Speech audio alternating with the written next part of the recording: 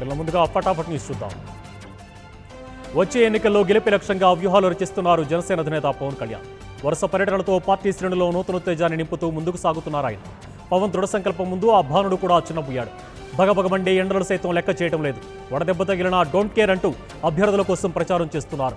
విశాఖ జిల్లాలో పర్యటించిన ఆయన అనకాపల్లి, పెందుర్తి, గంగవరం బహిరంగ సభల్లో పాల్గొన్నారు. వరుసగా జిల్లాలో పర్యటిస్తున్న పవన్ కళ్యాణ్కు ప్రజలు బ్రహ్మరథం పడుతున్నారు. పర్యటనలో భాగంగా ఆయన విశాఖ జిల్లా అనకాపల్లి, పెందుర్తి, గంగవరం సభల్లో పాల్గొన్నారు. భారీగా తరలి వచ్చిన కార్యకర్తలు, అభిమానులు ఆయనపై పూలవర్షం కురిపిస్తూ ఘన స్వాగతం పలికారు. పవన్ సీఎం, పవన్ సీఎం అంటూ యువత కేరింతలు కొట్టారు. వచ్చే ఎన్నికల్లో జనసేన గెలుపు ఖాయమని ధీమా వ్యక్తం చేశారు ఆ పార్టీ అధినేత పవన్ కళ్యాణ్. 5 ఏళ్ల టీడీపీ పాలనతో ప్రజలు విసిగిపోయారన్న జనసేనాని ప్రజలు మార్పు కోరుకుంటున్నారని చెప్పారు. జనసేన అధికారంలోకి వచ్చిన 18 నెలల్లోనే తుమ్మలపాల షుగర్ ఫ్యాక్టరీని లాభాల బాట పట్టేలా చర్యలు తీసుకుంటారని హామీ ఇచ్చారు. విశాఖ బెయిల్ని కూడా లాభసాటిగా మారుస్తా అన్నారు. ఎన్నికల సమయం దగ్గర పడుతుండటంతోనే చంద్రబాబు ప్రజలు గుర్తొచ్చారని, ఓట్ల కోసమే కపట ప్రేమ చూపిస్తున్నారంటూ మండిపడ్డారు జనసేనాని. పసుపు కుంకుమ పేరుతో టీడీపీ ప్రజలను మభ్యపెట్టేందుకు యత్నిస్తోందన్నారు. డ్వాక్రా మహిళలను చంద్రబాబు మోసం చేశారని చెప్పారు. టీడీపీ నేతల మాటలు నమ్మొద్దని ఆయన ప్రజలకు సూచించారు. జనసేన అధికారంలోకి వస్తే ఈ మహిళలకు అన్ని విధాలా అండగా ఉంటామన్నారు పవన్ కళ్యాణ్. సంపాదనతో సంబంధం లేకుండా మహిళలకు 10 గ్యాస్ సిలిండర్లు ఇస్తామని చెప్పారు. ప్రతి 10 మందికి ఒక టీం లీడర్ని ఏర్పాటు చేస్తారని, వారికి ప్రభుత్వ ఉద్యోగులుగా గుర్తిస్తారని హామీ ఇచ్చారు. రేషన్కు బదులు 2,500 నుంచి 3,500 వరకు మహిళల అకౌంట్స్లో నగదు జమ చేస్తారని చెప్పారు జనసేనాని. రైతులు, మత్స్యకారుల కష్టాలు తనకు తెలుసునన్నారు జనసేన అధినేత పవన్ కళ్యాణ్. 60 ఏళ్లు నిండిన ప్రతి రైతుకు 5,000 పెన్షన్ ఇస్తానన్నారు. సాగు సాయం కింద ప్రతి ఎకరానికి 8,000 రూపాయలు అందజేస్తామని చెప్పారు. రైతులతో పాటు 60 ఏళ్లు నిండిన చేనేత, మత్స్యకారులకు కూడా 5,000 పెన్షన్ ఇస్తానని హామీ ఇచ్చారు పవన్ కళ్యాణ్. చిరు వ్యాపారులను కూడా అన్ని విధాలా ఆదుకుంటామన్న ఆయన వారికి పావలా వడ్డీకే రుణ సదుపాయం కల్పిస్తామన్నారు. ఏపీ రాజకీయాల్లో కేసీఆర్ వేలు పెట్టడం మంచిది కాదని సూచించారు పవన్ కళ్యాణ్. ఏపీకి ప్రత్యేక హోదా విషయమై కేసీఆర్ అండగా ఉంటారని జగన్ చెబుతున్నారని, ఇదే విషయమై కేసీఆర్తో ప్రకటన చేయించాలని కోరారు. ఏపీ రాజకీయాలను ఇక్కడ ప్రజలకే వదిలేయాలని ఆయన, ఇక్కడ ఎవరు అధికారంలోకి రావాలో ప్రజలు చూసుకుంటారన్నారు. ఏపీ రాజకీయాల్లోకి టీఆర్ఎస్ నిజంగా రావాలనుకుంటే ఆంధ్రప్రదేశ్ రాష్ట్ర సమితి పేరుతో అభ్యర్థులను నిలబెడితే సంతోషిస్తామని సెటైర్లు విసిరారు. వరుస పర్యటనలతో బిజీగా గడుపుతున్న పవన్ కళ్యాణ్ రేపు తూర్పుగోదావరి జిల్లాలో పర్యటించనున్నారు. ఈ క్రమంలో ఆయన 3 బహిరంగ సభల్లో పాల్గొని కార్యకర్తలు, జనసైనికులను ఉద్దేశించి ప్రసంగించనున్నారు. అమలాపురం, రాజమండ్రి, కాకినాడలో జరగనున్న బహిరంగ సభలో ఆయన పాల్గొననున్నారు. ఇందుకోసం భారీ ఏర్పాట్లు చేస్తున్నారు పార్టీ శ్రేణులు. స్వల్ప అస్వస్థతకు గురైన పవన్ కళ్యాణ్ హీరో రామ్ చరణ్ కలిసి పరామర్శించారు. విజయవాడలోని పవన్ నివాసానికి వెళ్లినట్లు రామ్ చరణ్ ట్వీట్లో తెలిపారు. డీహైడ్రేషన్కు గురైన తన బాబాయ్ చాలా బలహీనంగా ఉన్నారని చెప్పారు. ఎండ తీవ్రత అధికంగా ఉన్నందున ఎన్నికల ప్రచారంలో పాల్గొనొద్దని బాబాయ్కి వైద్యులు సూచించారని, పొలిటికల్ కమిట్మెంట్స్, ఎన్నికల ప్రచారానికి ఇంకా తక్కువ సమయం ఉన్నందున ప్రచారంలో పాల్గొనాలని ఆయన నిర్ణయించుకున్నారని తెలిపారు. గుంటూరు జిల్లాలో జనసేన ఎన్నికల ప్రచారం జోరందుకుంది. నల్లచెరువు ప్రాంతంలో గుంటూరు పశ్చిమ జనసేన అభ్యర్థి తోట చంద్రశేఖర్ ఎన్నికల ప్రచారం నిర్వహించారు. తోట చంద్రశేఖర్కు ప్రజలు అడుగడుగునా బ్రహ్మరథం పడుతున్నారు. నల్లచెరువులో రోడ్ షో నిర్వహించిన అనంతరం ఇంటింటికి వెళ్లి పార్టీ సిద్ధాంతాలను, మేనిఫెస్టోలోని అంశాలను ప్రజలకు వివరించారు. రాష్ట్రాభివృద్ధి జనసేనతోనే సాధ్యమంటూ జనసేనకు ఒక్కసారి అవకాశం కల్పించాలని ప్రజలను కోరారు తోట చంద్రశేఖర్. గుంటూరులోని అగ్రహారం రామనాథ క్షేత్రంలో నిర్వహించిన లలిత సహస్రనామ పారాయణ, దుర్గా కుంకుమ పూజా కార్యక్రమంలో గుంటూరు పశ్చిమ జనసేన అభ్యర్థి తోట చంద్రశేఖర్ దంపతులు పాల్గొన్నారు. వేద పండితులు పూజా కార్యక్రమాలు నిర్వహించి వారికి ఆశీర్వచనాలు అందజేశారు. లోక కళ్యాణం కోసం పూజలు నిర్వహిస్తున్నామన్న తోట చంద్రశేఖర్, సమాజ శ్రేయస్సు కోసం మంచి నాయకుడిని ఎన్నుకోవాల్సిన బాధ్యత మన చేతిలోనే ఉందన్నారు. సమాజాన్ని మార్చగలిగే శక్తి ఓటుకు మాత్రమే ఉందని చెప్పారు తోట చంద్రశేఖర్. ఎన్నికల ప్రచారంలో స్పీడ్ పెంచారు గుంటూరు పశ్చిమ నియోజకవర్గ జనసేన అభ్యర్థి తోట చంద్రశేఖర్. ఇందులో భాగంగా గుంటూరులో ఏర్పాటు చేసిన రాజస్థానీల ఆత్మీయ సమావేశంలో ఆయన పాల్గొన్నారు. వ్యాపార రీత్యా గుంటూరులో నివసిస్తున్న వారందరికీ స్థానిక అధికారుల నుంచి ఎదురవుతున్న ఇబ్బందులను తోట చంద్రశేఖర్ దృష్టికి తీసుకొచ్చారు. అవినీతి లేని పాలన కావాలంటే జనసేన ప్రభుత్వం ఏర్పాటు చేసి తీరాలని, దానికి అందరూ సహకరించాలని కోరారు తోట చంద్రశేఖర్. పశ్చిమ గోదావరి జిల్లాలో జనసేన అభ్యర్థి ప్రచారంలో ఉద్రిక్తత చోటు చేసుకుంది. కోడూరు మండలం అమ్మటివాని చెరువు వద్ద ప్రచారానికి అనుమతి లేదంటూ పోలీసులు దురుసుగా ప్రవర్తించారని జనసేన కార్యకర్తలు ఆరోపిస్తున్నారు. మోటార్ వాహనాలకు జెండాలను కట్టకూడదంటూ కేసులు రాస్తామంటూ బెదిరించారని చెప్పారు. ఎమ్మెల్యే అభ్యర్థి విజయ వెంకటరామ్తో కూడా దుర్భాషలాడడంతో కార్యకర్తలతో సహా రోడ్డుపై బైఠాయించి ధర్నాకు దిగారు. స్థానిక ఎస్ఐ జానా సతీష్, సిఐ ఆకుల రఘు సంఘటనా స్థలానికి చేరుకుని చర్యలు తీసుకుంటామని చెప్పడంతో ధర్నా విరమించి ప్రచారం కొనసాగించారు జనసేన కార్యకర్తలు. నెల్లూరు 14వ డివిజన్లో వామపక్షాల శ్రేణులతో కలిసి ప్రచారం నిర్వహించారు జనసేన అభ్యర్థి వినోద్. ప్రజల్లో రోజురోజుకు జనసేన పట్ల ఆదరణ పెరుగుతోందని వినోద్ చెప్పారు. సాధారణ పోలీస్ కానిస్టేబుల్ కొడుకైన తనకు ఇతర నాయకుల మధ్య జరిగే పోటీలో ప్రజలు తన వైపే ఉంటారని వినోద్ ఆశాభావం వ్యక్తం చేశారు. వామపక్షాలు బీఎస్పీల సమిష్టి కృషితో నెల్లూరు నగరంలో విజయం సాధిస్తామని ధీమా వ్యక్తం చేశారు. వైసీపీ టీడీపీ వైఫల్యాలే జనసేనపై గెలుస్తుందని ధీమా వ్యక్తం చేశారు ఆ పార్టీ చంద్రగిరి ఎమ్మెల్యే అభ్యర్థి డాక్టర్ సురేంద్ర. తిరుచానూరు పంచాయతీలో ప్రకారం నిర్వహించిన ఆయనకు ప్రజలు మంగళహారతులు ఇచ్చి స్వాగతం పలికారు. టీడీపీ వైసీపీ పార్టీలు కోట్లు వెచ్చించి అధికారం చేపట్టాలని చూస్తున్నారని, కానీ వాళ్లను ప్రజలు నమ్మే పరిస్థితి లేదనే అభిప్రాయాన్ని వ్యక్తం చేశారు సురేంద్ర. పశ్చిమ గోదావరి జిల్లా తణుకులో నరసాపురం జనసేన ఎంపీ అభ్యర్థి కొణిదెల నాగబాబుకు మద్దతుగా తన తనయుడు కొణిదెల వరుణ్ తేజ్ ఎన్నికల ప్రచారం నిర్వహించారు. తణుకు ఎమ్మెల్యే అభ్యర్థి పసుపులేటి వెంకటరామారావుతో కలిసి అత్తిలి నుంచి తణుకు వరకు రోడ్ షోలో పాల్గొన్నారు. ఉన్నత ఆశయాలు విలువలతో జనసేన పార్టీని పవన్ కళ్యాణ్ స్థాపించారన్నారు వరుణ్ తేజ్. తణుకులో అవినీతి రహిత పాలన నెలకొల్పేందుకు నిస్వార్థ రాజకీయ నాయకులను ఎన్నుకోవాలని పిలుపునిచ్చారు. గుంటూరు జిల్లా పత్తిపాడు నియోజకవర్గంలో జనసేన అభ్యర్థి రావుల కిషోర్ బాబుకు ప్రజలు బ్రహ్మరథం పడుతున్నారు. గుంటూరు అన్నపూర్ణ నగరంలో జనసేన కార్యాలయాన్ని ప్రారంభించారు. ప్రజా సమస్యల పరిష్కారమే జనసేన లక్ష్యమని చెప్పారు. పత్తిపాడు నియోజకవర్గంలో జనసేన పార్టీ జెండా ఎగురవేస్తామని ధీమా వ్యక్తం చేశారు రావుల కిషోర్ బాబు. చిత్తూరు జిల్లా తంబళ్లపల్లిలో జనసేన ఎన్నికల ప్రచారం జోరందుకుంది. తంబళ్లపల్లిలోని పలు గ్రామాల్లో జనసేన అభ్యర్థి మలిపెద్ది ప్రభాకర్ రెడ్డి సుడిగాలి ప్రచారం నిర్వహించారు. ఈ ఎన్నికలో జనసేన గెలుపును ఎవరూ అడ్డుకోలేరని ధీమా వ్యక్తం చేశారు. గత పాలకులతో తంబళ్లపల్లి నియోజకవర్గం అభివృద్ధిలో వెనకబడిందని, జనసేన అధికారంలోకి వస్తే అభివృద్ధిని చేస్తారని హామీ ఇచ్చారు. జనసేన సిద్ధాంతాలు మేనిఫెస్టోకు ప్రజల నుంచి మంచి స్పందన వస్తుందని చెప్పారు. ముగింపు సమయం దగ్గర పడుతుండటంతో ప్రచారాన్ని మరింత ముమ్మరం చేశారు జనసేన పార్టీ అభ్యర్థులు. పవన్ కళ్యాణ్ ఆలోచన విధానాలు జనసేన మేనిఫెస్టో ప్రజల్లో బలంగా ఉన్నాయన్నారు. రాజమండ్రి రూరల్ అభ్యర్థి కందుల దుర్గేష్ ప్రజల నుంచి వస్తున్న ఆదరణ చూస్తుంటే జనసేన విజయం ఖాయమనిపిస్తోందని ఆశాభావం వ్యక్తం చేశారు. రాజమండ్రి రూరల్లో ఖచ్చితంగా జనసేన జెండా ఎగరవేస్తామని ఆయన ధీమా వ్యక్తం చేశారు. ఎంపీగా పోటీ చేస్తున్న లక్ష్మీనారాయణ కొత్త ఒరవడికి శ్రీకారం చుట్టారు. హామీలను మేనిఫెస్టోలకు పరిమితమే కాకుండా చేయకుండా జనసేనాని స్ఫూర్తితో మార్పుకు శ్రీకారం చుట్టారు. ఇచ్చిన హామీలను నెరవేరుస్తానని జేడీ బాండ్ పేపర్పై రాసి ఇచ్చారు.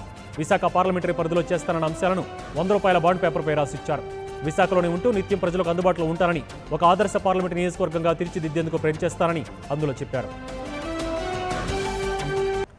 పశ్చిమ గోదావరి జిల్లా దెందులూరు నియోజకవర్గంలో జనసేన పార్టీ అభ్యర్థి ఘంటసాల వెంకటలక్ష్మి వినూత్నంగా ప్రచారం చేస్తున్నారు. ₹100 బాండ్ పేపర్ మీద తాను ఇచ్చిన హామీలు రాసి ప్రజలకు ఇస్తున్నారు. ఆడపడుచుగా వాళ్ళింట్లో మనిషిగా దెందులూరు ప్రజలు తనను గెలిపిస్తారన్న నమ్మకం ఉందని వెంకటలక్ష్మి ధీమా వ్యక్తం చేశారు. రాష్ట్రాన్ని పాలిస్తున్న ఒక పార్టీ పాలించాలని ఆశపడుతున్న మరొక పార్టీ ప్రజలను సంతలో గొర్రెల్లా బేరసారాలు చేస్తూ మభ్యపెడుతున్నారని విమర్శించారు జనసేన అసెంబ్లీ అభ్యర్థి రమ్మిస్త్రీ. పశ్చిమ గోదావరి జిల్లా డి ముప్పవరం, గోపవరం, అట్లపాడు గ్రామాల్లో ఆమె ప్రచారం నిర్వహించారు. ప్రలోభాలకు లొంగొద్దని ఆమె ప్రజలకు విజ్ఞప్తి చేశారు. వచ్చే ఎన్నికల్లో జనసేన ప్రజలు పార్టీని బలపరిచి టీడీపీ వైసీపీలకు గుణపాఠం చెబుతారన్నారు. హేతు పద్ధతులని విమర్శలతో హైదరాబాద్ నుంచి కట్టుబట్టలతో పంపించేస్తారని ఆవేదన వ్యక్తం చేశారు చంద్రబాబు. పశ్చిమ గోదావరి జిల్లా నరసాపురంలో నిర్వహించిన రోడ్ షోలో ఆయన పాల్గొని ప్రసంగించారు. ఎన్ని ఇబ్బందులున్నా ప్రజలకు కష్టం కలిగించలేదన్నారు. ఖాళీగా ఉన్న ప్రభుత్వ ఉద్యోగాలను ఏడాదిలోగా భర్తీ చేస్తారని హామీ ఇచ్చారు. అమరావతిని అణగదొక్కాలని కేసీఆర్ చూస్తున్నారని, లోటస్ పాండ్లో కూర్చుని రాష్ట్రంలో కల్లోలం సృష్టించేందుకు జగన్ కుట్రలు పన్నుతున్నారని చంద్రబాబు ఆరోపించారు. ఏపీ ప్రజల పట్ల అవహేళనగా మాట్లాడిన వైసీపీకి ప్రజలే బుద్ధి చెప్పాలని మంత్రి దేవినేని ఉమా పిలుపునిచ్చారు. వైసీపీ మేనిఫెస్టోలో నదుల అనుసంధానం ప్రస్తావన లేదని ఆరోపించారు. పోలవరం గురించి కనీసం ప్రస్తావించిన జగన్ను రైతులు ఎలా నమ్ముతారని ఉమా ప్రశ్నించారు. YCP manifesto Telangana CM KCR కనుసన్నల్లో రూపుదిద్దుకుందని ఆరోపించారు. ఏపీలో ఘర్షణలు రెచ్చగొట్టేందుకు జగన్ కేసీఆర్ కుట్ర చేస్తున్నారని దేవినేని ఉమా మండిపడ్డారు. గుంటూరు జిల్లా పెదకూరుపాడు మండలం లగడపాడు గ్రామంలో ఇంటింటికి తిరిగి ఎన్నికల ప్రచారం నిర్వహించారు టీడీపీ ఎమ్మెల్యే అభ్యర్థి కొమ్మలపాటి శ్రీధర్. రాష్ట్రం అభివృద్ధిలో దూసుకెళ్లాలంటే తెలుగుదేశం పార్టీకి మరో అవకాశం ఇవ్వాలని కోరారు. టీడీపీని గెలిపిస్తే రాబోయే రోజుల్లో మరింత అభివృద్ధికి అవకాశం ఉంటుందన్నారు. అసెంబ్లీ, పార్లమెంట్ అభ్యర్థుల సైకిల్ గుర్తుపై ఓటు వేసి గెలిపించాలని ప్రజలకు విజ్ఞప్తి చేశారు కొమ్మలపాటి శ్రీధర్. పసుపు కుంకుమ పథకం ద్వారా మహిళలకు ప్రభుత్వం అండగా ఉంటుందని తెలిపారు. సినీ నటుడు శివాజీ సంచలన వ్యాఖ్యలు చేశారు. పోలవరం ప్రాజెక్టును ఆపేందుకు కుట్రలు జరుగుతున్నాయని, ఒకవేళ కేసీఆర్ అనుకూల ప్రభుత్వం ఏపీలో అధికారంలోకి వస్తే పోలవరం ప్రాజెక్టు ఆగిపోతుందని, రాజధాని సైతం తరలిపోయే ప్రమాదం ఉందని ఆరోపించారు. ఏపీ అభివృద్ధిని అడ్డుకునేందుకు కేసీఆర్, మోడీ కుట్రలు చేస్తున్నారని ఆరోపించారు. కేసీఆర్తో జగన్ స్నేహం పులి మీద స్వారీ లాంటిదన్న శివాజీ అందుకు స్నేహం ఎందుకు చేస్తున్నారో అర్థం కావడం లేదన్నారు. ఎన్నికలు సమీపిస్తున్న తరుణంలో వైసీపీలో అసంతృప్తి జ్వాలలు ఎగిశాయి. అభ్యర్థుల జాబితా చూశాక పలు జిల్లాల్లో తీవ్ర ఆగ్రహ విషయాలు వ్యక్తమవుతున్నాయి. ఇప్పటివరకు ఉన్న నియోజకవర్గ సమన్వయకర్తలను పక్కన పెట్టి రాత్రికి రాత్రి పార్టీ మారిన వారికి టికెట్లు ఇవ్వడంపై నేతలు వారి అనుచరులు మండిపడుతున్నారు. పార్టీపై తిరుగుబాటు బావుడా ఎగరవేస్తున్నారు. విశాఖ దక్షిణ నియోజకవర్గం వైసీపీ సమన్వయకర్తగా పనిచేసిన డాక్టర్ రమణమూర్తి పార్టీకి గుడ్ బై చెప్పబోతున్నారు. గంటా శ్రీనివాసరావు సమక్షంలో టీడీపీలో చేరబోతున్నట్లు తెలుస్తోంది. తనపై గుర్తు తెలియని వ్యక్తులు దాడి చేసేందుకు ప్రయత్నించారని ప్రజాశాంతి పార్టీ అధ్యక్షుడు కేఏ పాల్ తెలిపారు. ఎన్నికల ప్రచారంలో భాగంగా పశ్చిమ గోదావరి జిల్లాలో ప్రచారం చేస్తున్న పాల్ ప్రచారం ముగించుకుని రూమ్కు వచ్చేసరికి గుంపులుగా తనపైకి దాడికి వచ్చారని చెప్పారు. వైసీపీ నేత జగన్ తనపై దాడి చేయించారని, ఓటమి భయంతోనే ఇదంతా చేస్తున్నారని పాల్ ఆరోపించారు. రైతులకు 24 గంటల విద్యుత్ ఇచ్చే ఏకైక రాష్ట్రం తెలంగాణ అని చెప్పారు సీఎం కేసీఆర్. ఇక ముందు మనకు విద్యుత్ కష్టాలు ఉండవని భరోసా ఇచ్చారు. ఎన్నికల ప్రచారంలో భాగంగా నిర్మల్లో ఏర్పాటు చేసిన బహిరంగ సభలో ఆయన పాల్గొన్నారు. దేశంలో అత్యధిక తలసరి విద్యుత్ వాడుకునే ప్రథమ రాష్ట్రం తెలంగాణ అని గుర్తు చేశారు. జూన్ మాసం తర్వాత దేశం ఆశ్చర్యపోయేలా కొత్త రెవెన్యూ చట్టం అమలులోకి తెస్తామన్నారు. ఒక్కొక్క లెక్క తేలేలా రైతులకు పూర్తి యాజమాన్య హక్కులు కల్పిస్తామని భరోసా ఇచ్చారు. ఖమ్మం జిల్లా కొత్తగూడెం పట్టణంలోని ప్రకాశం మైదానంలో వాకర్స్ దగ్గర టీఆర్ఎస్ ఖమ్మం ఎంపీ అభ్యర్థి నామా నాగేశ్వరరావు ఎన్నికల ప్రచారం నిర్వహించారు. ఈ సందర్భంగా ఆయన వాకర్స్తో కలిసి వాకింగ్ చేసి యోగాసనాలు వేసి సరదాగా గడిపారు. తనను గెలిపిస్తే కొత్తగూడెం అభివృద్ధి పదంలో నడిపిస్తానని నామా హామీ ఇచ్చారు. ప్రచారంలో నామాతో పాటు కొత్తగూడెం మాజీ ఎమ్మెల్యే జలగం వెంకట్రావు, టీఆర్ఎస్ కార్యకర్తలు పాల్గొన్నారు. ఏపీకి ప్రత్యేక హోదాను తాము పూర్తి మద్దతు ఇస్తున్నామని చెప్పారు ఎంఐఎం నేత అసదుద్దీన్ ఓవైసీ. చంద్రబాబు రాజకీయ నిబద్ధత లేని వ్యక్తిని, మోదీ ప్రభుత్వంలో భాగస్వామిగా ఉండి కూడా చంద్రబాబు ప్రత్యేక హోదా సాధించలేకపోయారని ఆరోపించారు. కేంద్రంలో బీజేపీ, కాంగ్రెసేతర ప్రభుత్వం రాబోతుందని, కొద్ది రోజుల్లో మోదీ మాజీ ప్రధాని కాబోతున్నారని అసదుద్దీన్ వ్యాఖ్యానించారు. ప్రధాని పదవికి కేసీఆర్ అర్హుడని అసద్ అభిప్రాయపడ్డారు. తెలంగాణ టీడీపీ మాజీ నేత మోత్కుపల్లి నరసింహులు వైసీపీ అధినేత జగన్తో భేటీ అయ్యారు. హైదరాబాద్లోని జగన్ నివాసం లోటస్ పాండ్లో సమావేశమయ్యారు. తెలంగాణ ముఖ్యమంత్రి కేసీఆర్ పిలిస్తే టీఆర్ఎస్లో చేరేందుకు రెడీ అన్న నిన్న విలేకరుల సమావేశంలో ప్రకటించిన మోత్కుపల్లి ఇవాళ జగన్ను కలవడం ప్రాధాన్యం సంతరించుకుంది. తెలంగాణలో టీడీపీ భూస్థాపితమైందన్నారు. చంద్రబాబు అసమర్థుడన్న మోత్కుపల్లి ఆయనకు ఏపీలోనే దిక్కులేదని, ఇక తెలంగాణకు ఏం చేయగలనని ప్రశ్నించారు. కేంద్ర రాష్ట్ర ప్రభుత్వాలపై తీవ్రస్థాయిలో నిప్పులు చెరిగారు ఖమ్మం పార్లమెంట్ కాంగ్రెస్ అభ్యర్థి రేణుకా చౌదరి. ఖమ్మం ఆర్యవైశ్య సమావేశంలో పాల్గొన్న ఆమె ప్రశ్న గొంతు కావాలంటే కాంగ్రెస్ ఓటు వేయాలన్నారు. టీఆర్ఎస్ బీజేపీ పాలనలో నిరుద్యోగం విపరీతంగా పెరిగిందన్నారు రేణుకా చౌదరి. ఎమ్మెల్యేలను కేసీఆర్ సంతలో పశువులా కొనుగోలు చేస్తూ ప్రతిపక్షాలకు నేతలకు చేస్తున్న ఘనత కేసీఆర్కి దక్కుతుందన్నారు. తెలంగాణ రాష్ట్రంలో నిజాం పాలన నడుస్తోందని ఉత్తరప్రదేశ్ ముఖ్యమంత్రి యోగి ఆదిత్యనాథ్ విమర్శించారు. పెద్దపల్లిలో ఎన్నికల ప్రచారంలో ఆయన పాల్గొన్నారు. కాంగ్రెస్ టీఆర్ఎస్ తీరు ఉగ్రవాదానికి ఊతమిచ్చే విధంగా ఉందని ఆరోపించారు. ఇటీవల విడుదల చేసిన కాంగ్రెస్ మేనిఫెస్టోతో ఇది స్పష్టమైందని అన్నారు. టీఆర్ఎస్ ఓటేస్తే మజ్లిస్ను బలపరచడమేనని అన్నారు. కాంగ్రెస్ ప్రభుత్వం ఉగ్రవాదులకు బిర్యానీ తినిపిస్తే మోదీ ప్రభుత్వం బుల్లెట్లతో సమాధానం చెప్పిందని హర్షం వ్యక్తం చేశారు. ఓ టీవీ ఛానల్లో సీరియస్గా చర్చ జరుగుతున్న సమయంలో కాంగ్రెస్ నాయకుడు ఒకరు సహనం కోల్పోయారు. బీజేపీ నేత తనను ఉద్దేశించి దేశద్రోహి అనడంతో కోపంతో ఊగిపోయిన ఆయన ఎదురుగా ఉన్న నీళ్ల గ్లాసును విద్యుత్పైకి విసిరారు. దీంతో బీజేపీ నేతతో పాటు మధ్యలో ఉన్న టీవీ యాంకర్ మీద కూడా నీళ్లు పడ్డాయి. లైవ్ టీవీలో చర్చలో భాగంగా ఢిల్లీలో చోటు చేసుకున్న ఈ ఘటనకు సంబంధించిన వీడియో ప్రస్తుతం సోషల్ మీడియాలో వైరల్గా మారింది. దేశవ్యాప్తంగా కాంగ్రెస్ నిర్వహిస్తున్న భారీ బహిరంగ సభలు, రోడ్ షోలకు జనాదరణ అంతంత మాత్రంగానే ఉంటుంది. ఒక తెలంగాణలోనే కాదు, దాదాపు చాలా రాష్ట్రాల్లో ఇదే పరిస్థితి కనిపిస్తోంది. తాజాగా తమిళనాడులో నిర్వహించిన ఓ ఎన్నికల ప్రచార సభకు జనం రాకపోవడంతో కుర్చీలన్నీ ఖాళీగా ఉన్నాయి. ఆ సభకు వచ్చిన ఫోటో జర్నలిస్టు ఒకరు ఖాళీగా ఉన్న కుర్చీలను ఫోటో తీసేందుకు యత్నించారు. దీంతో అక్కడున్న కాంగ్రెస్ నేతలు, కార్యకర్తలు ఆ జర్నలిస్టుపై దాడికి దిగారు. ఇందులో పలువురు జర్నలిస్టులకు గాయాలయ్యాయి. నిజామాబాద్ లోక్సభ పరిధిలో ఉదయం 8 గంటల నుంచి సాయంత్రం 6 గంటల వరకు పోలింగ్ నిర్వహిస్తామని సీఈఓ రజత్ కుమార్ తెలిపారు. జిల్లాలో ఎన్నికల ఏర్పాట్లపై సంతృప్తి వ్యక్తం చేశారు. రైతుల అనుమానాలను పూర్తి స్థాయిలో నివృత్తి చేస్తామని తెలిపారు. 400 మంది ఇంజనీర్లు నిరంతరం విధుల్లో ఉంటారని తెలిపారు. ఒక్కొక్క సెక్టార్ అధికారి, ఒక్కో ఇంజనీర్ అందుబాటులో ఉంటారని అన్నారు. నిజామాబాద్లో ఒక నెల 9న రైతుల ర్యాలీకి అనుమతి ఇచ్చినట్టు తెలిపారు. రాబోయే లోక్సభ ఎన్నికల్లో పోలింగ్ రోజున అంతకు ముందు రోజు రాజకీయ ప్రచార ప్రకటనలు ఇవ్వకూడదని ఎన్నికల సంఘం చెప్పింది. ప్రకటనలకు స్క్రీనింగ్ కమిటీల ముందస్తు ధృవీకరణ తప్పనిసరని తెలిపింది. ఎటువంటి అవాంఛనీయ ఘటనలు జరగకుండా ఉండేందుకు రాజ్యాంగ అధికారాలను ఉపయోగించి ఈ నిర్ణయం తీసుకున్నామని ఈసీ తెలిపింది. ప్రస్తుతం పోలింగ్ ముగియడానికి చివరి 48 గంటల ముందు ఎన్నికల ప్రచారాన్ని ప్రసారం చేయడంపై ఎలక్ట్రానిక్ మీడియాపై నిషేధం ఉంది. ఎంపీ బాబుల్ సుప్రియాను స్వరపరిచిన బీజేపీ ప్రచార గీతాన్ని ఎక్కడా ఉపయోగించొద్దని ఈసీ ఆదేశించింది. ఈ గీతానికి సంబంధించి ముందస్తు అనుమతులు తీసుకునే కారణంగానే ఈ నిర్ణయం తీసుకున్నట్లు వెల్లడించింది. Media certification and monitoring committee నుంచి ముందస్తు అనుమతులు తీసుకోకపోవడం ఎన్నికల నియమావళిని ఉల్లంఘించడమేనని స్పష్టం చేశారు. బెంగాల్లోని అసన్పూర్ నుంచి ప్రాతినిధ్యం వహిస్తున్న సుప్రియో కేంద్ర సహాయ మంత్రిగా బాధ్యతలు నిర్వహిస్తున్నారు. BJP big boss Amit Shah ఎన్నికల అఫిడవిట్లో అవాస్తవాలు చూపించారని ఆరోపిస్తుంది కాంగ్రెస్ పార్టీ. దీనిపై ఎన్నికల కమిషన్కు ఫిర్యాదు కూడా చేసింది. ఎన్నికల అధికారికి సమర్పించిన అఫిడవిట్లో అమిత్ షా తప్పుడు వివరాలు పొందుపరిచారని, ఆయనపై అనర్హత వేటు వేయాలని తన ఫిర్యాదులో కోరింది. ప్రభుత్వ లెక్కల ప్రకారం 66,70,000 విలువన్న ఆస్తిని అమిత్ షా తన అఫిడవిట్లో 20 లక్షల రూపాయలుగా పేర్కొన్నారని కాంగ్రెస్ ఆరోపిస్తోంది. అలాగే తన స్థిరాస్తి విలువను కూడా తప్పుగా చూపించారని కాంగ్రెస్ విమర్శించింది. దీదీ మమతా బెనర్జీపై ప్రధాని మోదీ వ్యంగ్యాస్త్రాలు సంధించారు. ఎన్నికల ప్రచారంలో భాగంగా బెంగాల్లో బహిరంగ సభలో మోదీ దీదీపై విరుచుకుపడ్డారు. మోదీ మోదీ అని అరవకండి, ఆ పేరు వింటే దీదీకి కొందరు నాయకులకు నిద్ర పట్టదు అంటూ సెటర్లు వీశారు. వచ్చే ఎన్నికల్లో మళ్లీ బీజేపీనే గెలుస్తుందని, అప్పుడు వచ్చి మళ్లీ బెంగాల్ ప్రజలను కలుస్తారని మోదీ హామీ ఇచ్చారు. ఎన్నికల వేట ఓటర్లను ప్రలోభపెట్టేందుకు యత్నిస్తున్నాయి ప్రధాన పార్టీలు. ఈ క్రమంలో మద్యం రవాణా విస్తృతంగా చేస్తున్నారు. శ్రీకాకుళం జిల్లా పలాసలో భారీగా మద్యాన్ని ఎక్సైజ్ అధికారులు స్క్రీన్ చేశారు. టెక్కల నుంచి వెంకటాపురంకు తరలిస్తుండగా సుమారు 270 మద్యం బాటిల్స్ను స్వాధీనం చేసుకున్నారు. నీలపు అశోక్ కుమార్, మరదా ప్రసాద్ అనే 2 యువకులను అదుపులోకి తీసుకుని విచారణ చేపట్టారు ఎక్సైజ్ పోలీసులు. నల్లకొట్లు వేసుకుని ఎప్పుడూ కేసులు వాదిస్తూ బిజీగా ఉండే న్యాయవాదులు వినూత్న కార్యక్రమానికి శ్రీకారం చుట్టారు. న్యాయం కోసం వాదించడమే కాకుండా తెలంగాణలో మొట్టమొదటిసారిగా మరో మార్గంలోనూ ప్రజలకు మేలు చేసేందుకు ముందుకొచ్చారు ఖమ్మం జిల్లా న్యాయ వ్యవస్థ అధికారులు. ప్రపంచ ఆరోగ్య దినోత్సవాన్ని పురస్కరించుకుని ఖమ్మంలో వాసవి గార్డెన్స్లో న్యాయ వ్యవస్థ ఆధ్వర్యంలో మెగా మెడికల్ క్యాంపు నిర్వహించారు. ఈ కార్యక్రమానికి జిల్లా కోర్టు ప్రధాన న్యాయమూర్తి జస్టిస్ లక్ష్మారెడ్డి ముఖ్య అతిథిగా హాజరయ్యారు. తెలంగాణ రాష్ట్రంలో లోక్సభ ఎన్నికల వేళ హైదరాబాద్లో నోట్ల కట్టలు బయటపడుతున్నాయి.